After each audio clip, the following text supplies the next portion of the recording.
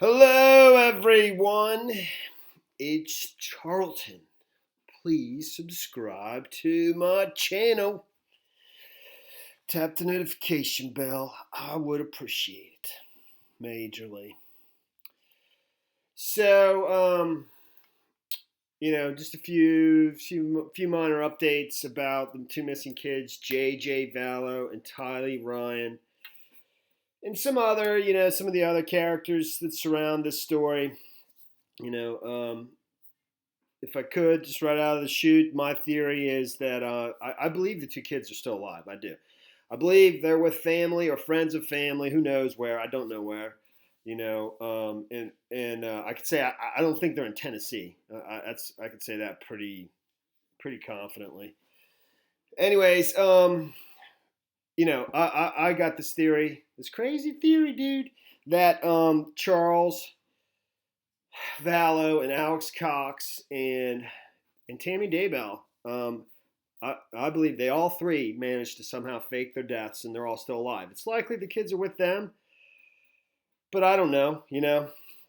So I mean, there was a report previously that Tylee's phone was found in Lori's possession when they were served search warrants in Princeville, Hawaii, in the island of Kauai. To search the condo, the nice condo where they were staying in the gated community, as well as to search their vehicle. She had the phone in her possession, Tylee's phone. It wasn't in the Rexburg storage unit. I think I saw an outlet that's reported it that way, but that's not how most outlets report it. Whatever. And I think some people might think, that means that Tylee's might not be alive, but I disagree. I think that was just because her mom was keeping her phone from her daughter, so she didn't, because kids are kids and they don't listen, and she didn't contact somebody and give away their location, because I would do that totally. You turn on your phone and it's pretty much that's it. It's over. So there's another article here that says that Lori was periodically logging into basically the school's some kind of school system to check on, it's normally what you would log into to check on the progress of your child. I guess their grades, whatever teachers have to report on them. Some online system for the school where he was attending in Gilbert, not in Rexburg. So they were only there in Rexburg for a short time. The school, and it's a school specifically for kids like JJ that have autism. I forget the name of it. It's Lawrence Institute for Education, also known as Life Academy in Gilbert, Arizona. And it says, that Lori logged in there routinely since they've been missing, including as recently as like a week ago, And eventually, actually, I think in the last few days or so, the school has revoked her access altogether. So, they don't know why exactly, but in my opinion, that would be in my opinion, that's just to make doubly sure that that JJ hasn't managed to log in there, I guess, or send a message or something like that. I would think that's the reason for that.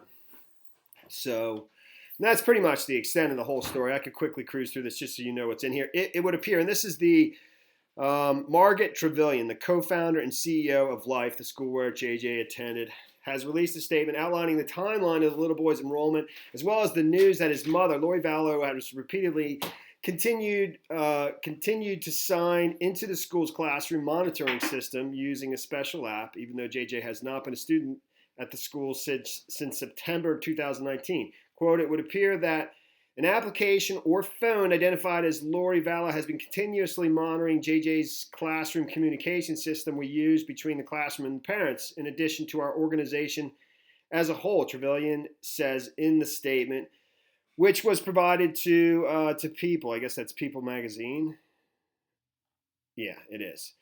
And so upon discovering that Lori's name was used to sign on to the app, the name Lori Vallow has been tracked multiple times since JJ was unenrolled. Trevelyan says some of these logins occurred around Thanksgiving as well as around Christmas, when the news about JJ and Tylee's disappearance took the media by storm. She also said someone using Lori Vallow's name continued to access the school's app even as recently as last week, after which administrators removed access. We cannot speculate as to why Lori or someone using her accounts or electronics would continue to follow the classroom or our organization during this time frame, Trevelyan says. I don't know if students can communicate through that system as well, and that might be just another same thing that Lori was just, as a precaution, checking in there, making sure that JJ or Tylee, on JJ's behalf, wasn't accessing the system. That would be my guess. I saw this over at Justin Lum at Fox 10 Phoenix, who's been on a lot of the story here about and I'm just kind of going through random things that I've seen, and about Alex Cox and his marriage to Zulema Pastanez, and the odd thing, and Justin Lum points this out because it's very unusual.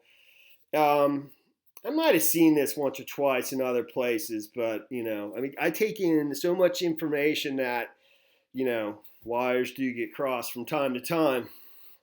But on the marriage certificate, Alexander Cox, he took his wife's last name. He took her last name, upon marrying, which is, it's the complete opposite of what most people do if they take somebody's last name. So, my first guess, and I think it's pretty basic, that's just a way to, and it wouldn't work for very long, but, just to maybe avoid some detection of all these deaths right after, all bunched together at the same time of these people that were related in some way, through family and so forth. I think that's the reason for that. And that's the extent of all I have to say on that for the most part. There might be something else in here. Their demeanor, as it was described in Justin Lum's report at the wedding, was basically just totally unemotional, completely dispassionate, and it was just a matter of like it was a business arrangement almost. They were just there to get this done, and that's it, So that's that. I did notice that, she has Zulema she's already started. Probate. He's dead, or I don't think he's dead. I do not think it's my theory, but I don't think he's dead. I do not. I don't think Charles is dead. I don't think Alex is dead either. That's what I believe pretty strongly. And but and I don't think Tammy Daybell is either. Even though if there's I could believe maybe that, but I don't even think that. I don't. So based on all the various circumstances, but she's began probate proceedings, to basically serve as his representative over whatever estate he has. I don't know that he had any assets. He doesn't have any property in his name, as best as I can tell. It's difficult though. Things could be put in trusts in various ways, titled ways that it's very difficult to find it like from where I am, from my limited capabilities. So he might have property in his name in Maricopa County somewhere, but by searching him, I wasn't able to find anything. But I will say she uses her last name, Pastanez Porter, which is one of her previous husbands. There's a Lopez as well. I think it's Joseph Lopez, who I assume is the father of the individual that made the 911 call, who was also Joseph Lopez, who says this is my mom's boyfriend, and when supposedly Alex Cox is basically lying in his own feces, I'm assuming naked in the bathroom of their home. And she shows up at the very end of the call and begins to give him CPR and so forth. Very strange call. But she titled her name in such a way, it's not that significant, but, when I search Pastanez, it doesn't come up. But I came up by searching Cox, under the probate court system. It's not a big deal. So that was pretty much it. It's not a huge conviction at all, but it is methamphetamine.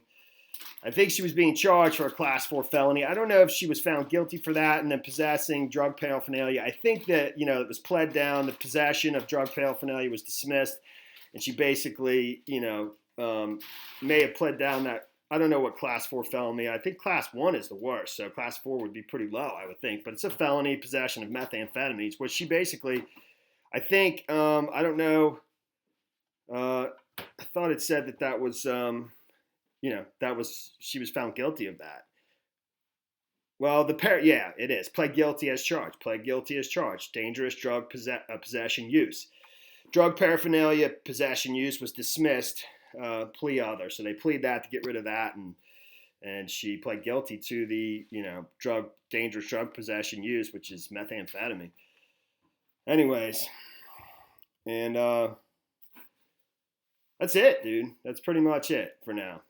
I continue to believe what I believe, and I'm looking at other things too. I mean, it's just so much. It's just a gigantic mess, and to convey that in a video without sounding, like a crackpot, that's not easy to do. And believe me, these people they work concertedly to make you out to be a crackpot, and. But guess what? I'm not. And that's the story there, dude. That is the story there. Thanks for watching my videos. Please subscribe to my channel. Give me a like down below. I'll see you in the next video. Later, man.